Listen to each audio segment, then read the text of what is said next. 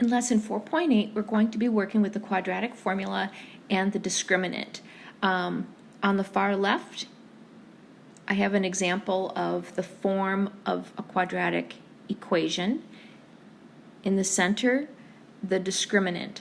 The discriminant is actually the value or the expression that's underneath the radical in our quadratic formula, and it determines the number of solutions that our equation would have. Is it 1, 2, or 2 imaginary solutions?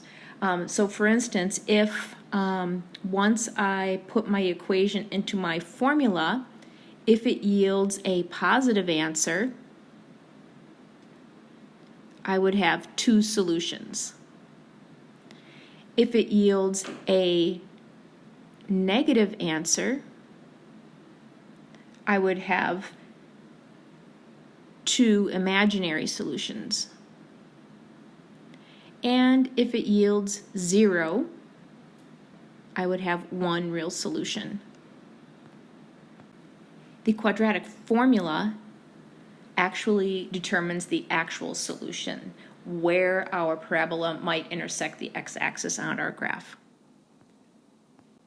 The first thing I'm going to do here, given the equation x squared minus 8x plus 15 equals 0, we're going to determine how many solutions there are. So we know that this is A, B, and C. So we have B squared minus 4AC. 64 minus 4 times 15, 64 minus 60 equals 4. So because I got a positive answer, we know we're going to have 2 solutions. Now we're going to determine what the actual solutions are. I replaced the variables with parentheses. Then I took my A, B, and C values from the original equation, inserted them, and simplified. When we get down to the bottom of the solution, when we have 8 plus the square root of 4, that comes out to 8 plus 2 divided by 2. So that's where the x equals 5, and then the 8 minus 2 over 2, x equals 3.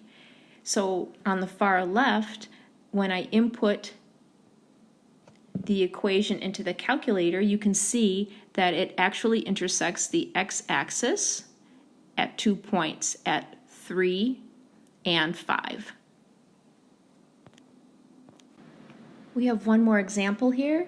So this equation is not in standard form, so we need to add 17 to both sides. So we actually end up with x squared minus 8x plus 17 equals 0.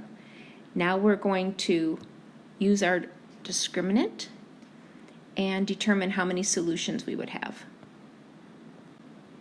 We're using b squared minus 4ac. Our b value is going to be negative 8 minus 4. The a is 1, the c is 17. 64 minus 68. The answer is negative 4. So because we have a negative answer, we're going to end up with imaginary solutions. Now we'll determine what the actual solutions would be. All right, so we're using our quadratic formula, and you'll notice I subbed in my A, B, and C values, simplified, and then we're not quite finished. When we get down to this step, you can see we have a negative under the radical. So recall that that would equal x equals 8 plus or minus 2i over 2. And we can simplify that just a little bit more because remember we should have 2 imaginary solutions. So if I divide everything in the numerator by 2, my actual answer will be x equals 4 plus or minus I. 2 goes into 8 4 times, and this 2 and this 2 cancel out. Now if we take a quick look at my graphs, Imaginary solutions do not intersect the x-axis.